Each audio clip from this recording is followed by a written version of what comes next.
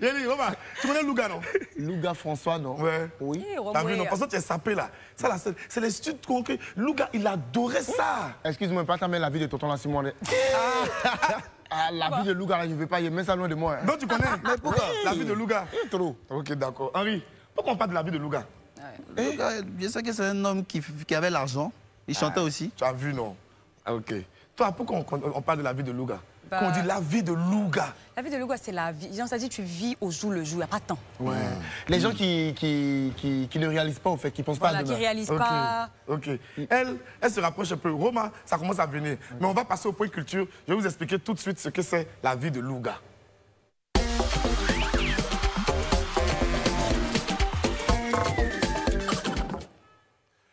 Voilà, j'ai commencé à vous parler de Louga François. Louga François est né en 1942 à Lakota.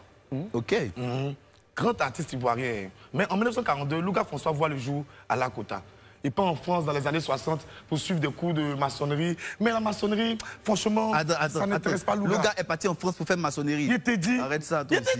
Maçonnerie, on fait ici. Il va pas te faire ça en France. Il est parti en France pour suivre des grands cours de maçonnerie. Mais la maçonnerie, c'était pas trop le truc de Louga. Louga a toujours été attiré par le monde du spectacle, les films, le cinéma. Comme moi, bien sûr. Voilà, tu vois.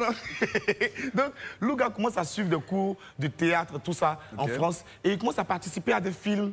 Il commence à participer à des scènes de théâtre, il commence à participer à des sketchs, à des trucs. Il commence à se faire un nom dans le milieu du cinéma en France. Mais c'est pas ça là qui intéresse Louga. Louga, lui, ce qu'il veut, c'est chanter. Ok. Et vers les années 66-67, Louga forme un groupe avec 2 de ses amis. Ensuite, il se lance dans une carrière solo. Il remporte des prix et tout. Et il rencontre Manu Dibango à la fin des années 60. Ah, le grand. C'est là maintenant. C'est mon grand frère. Tu maîtrises. C'est là maintenant, quand Louga François va rencontrer Manu Dibango, c'est là maintenant que ça va partir. Parce que Louga François, avec Manu Dibango, va faire son célèbre titre Pékoussa. Pékoussa. Vous l'entendez, non? Le fit est token. Hey, Rome alors. Hey, hey, hey, hey, hey. Tu connais. Merci là-bas. Donc, avec le titre Pékoussa maintenant, Louga François va exploser dans le monde entier. Il va commencer à voyager. Il va faire des festivals en Belgique, en Bulgarie, en Grèce. Au Tchad, il est invité pour les cérémonies d'indépendance dans tous les pays africains, au Gabon, au Niger, en Centrafrique et tout. Louga François devient une superstar. Après Pékoussa, Louga François a sorti plein d'autres gros titres, Kouglisia, Youwo et tout. Mais Louga François n'est pas reconnu surtout pour sa chanson. Quand on parle de la vie de Louga là, c'est surtout son mode de vie.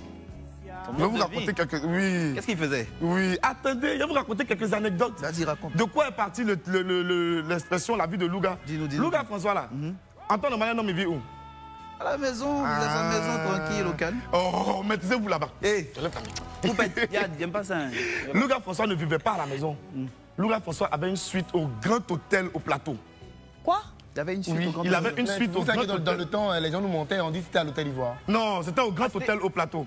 C'est là-bas qu'il vivait. Okay. Et en plus, Louga François avait une suite spécialement pour stocker ses vêtements. Attends, il n'avait pas de maison. Il n'avait pas de maison. Attends. Il avait 2 suites au Grand Quand tu Hôtel. dis il avait une suite là. Oui. C'est quoi? Il a construit une suite.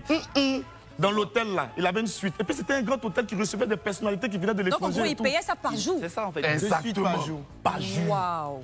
2 suites, une pour ses vêtements et une pour lui-même. Pendant combien de temps? 2 jours. Oui, le grand hôtel au Plateau, ça existe. C'est pendant 2 jours seulement il a fait ça? Non, il a fait ça durant des années. Quoi?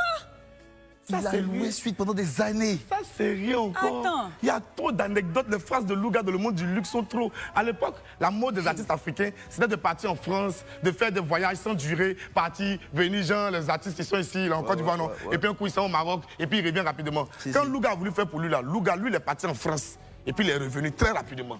On lui a demandé, dis-nous, il est allé pour prendre le déjeuner à Paris. Oh, je vous dis. Boris, tu commences à nous mentir. Là, je sens que tu commences à nous mentir. Ça, c'est petit. Tu n'es pas en train de nous mentir. Calmez-vous, ça, c'est petit. Un jour, Louga François, il passait dans un taxi et puis il a vu 2 femmes qui avaient porté un pagne avec ses photos là-dessus. Il s'est dit, voilà, à son effigie. Il s'est dit, les femmes là, elles sont bien, elles ont porté un pagne et mon habit dessus, ma photo dessus et tout. Il a garé le taxi, il est sorti, il a donné chacune 1 million de francs CFA. Quoi? Avant la dévaluation, vous imaginez ce que c'était? 1 million de francs CFA. Ouais, on se donne. Chaud. 1 million. Louga François Et Louga François, il était l'artiste préféré de Félix Houphouët-Boigny. Non, c'est Donc vous imaginez un peu. imagine Voilà. Quand on dit chanteur préféré d'Houphouët, là, c'est pas lui qui est Galet. C'est ça qu'il était misérable. C'est clair. Louga François avait beaucoup d'argent. L'argent venait de tous les côtés pour venir le trouver. Un jour, par exemple, Louga François a fini un concert, il arrive chez lui et puis il trouve une foule devant sa porte. Il s'enjaille un peu, les gars, il rentre à la maison, il sort une enveloppe de 10 millions et puis il partage l'argent aux gens jusqu'à ce que l'enveloppe soit vide. Louga François a fait ça. Donc, si je comprends bien, devant le grand hôtel, ils étaient, puisqu'il n'avait pas de maison. C'est ça. Voilà, il rentre chez lui et puis tout sous l'hôtel, les gens sont en train de crier. Mais Boris, imagine si c'était à notre temps là. Il était très généreux. Louga François était reconnu pour sa générosité. Il avait la main facile. Et il était l'un des rares gars qui aimait les grands couturiers européens, les grands couturiers français. Il partait chez eux pour prendre des costumes, il partait pour prendre des chaussures. Louga François faisait des voyages juste pour aller prendre des tenues pour revenir en Côte d'Ivoire.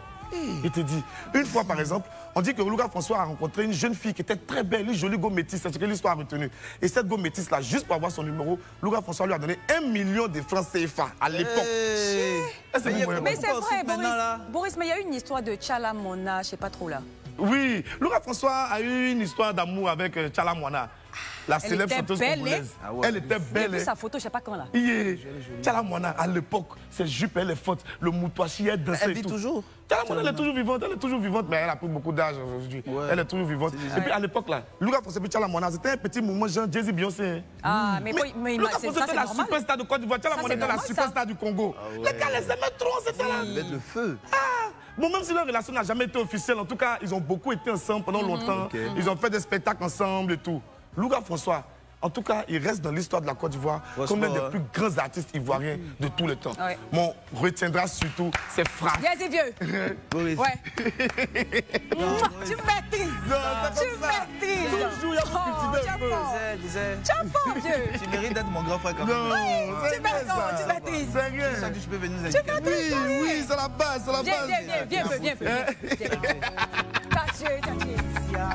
Ok, donc c'était l'histoire de François Louga. Et puis c'était pour vous faire comprendre un peu pourquoi aujourd'hui on parle de la vie de Louga. Quand on dit la vie de Louga, c'est la vie de quelqu'un qui aime dépenser sans compter. Il ne pense pas à demain. Mais est-ce que Roma aurait pu vivre cette vie-là s'il avait les moyens comme Louga? Non, Roma allait là, sa maman va le chicoter. Si c'était avant, oui, mais maintenant...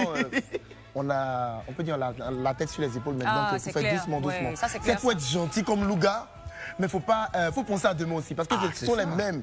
Si demain tu n'as rien, ils vont te lâcher. Non, comme on a parlé de Louga François, et puis toi tu es le chanteur de notre bon ici, tu peux pas nous faire un petit truc, entonner une petite chanson de Louga qui t'a marqué? Un peu à la Roma façon. Au fait, Louga, ces chansons... Juste essayer un peu.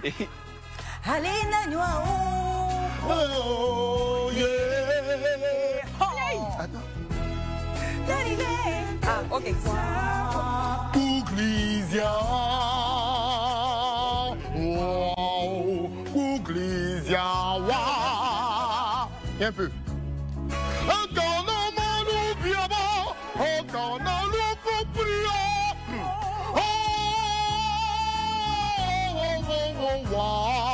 Puglisia,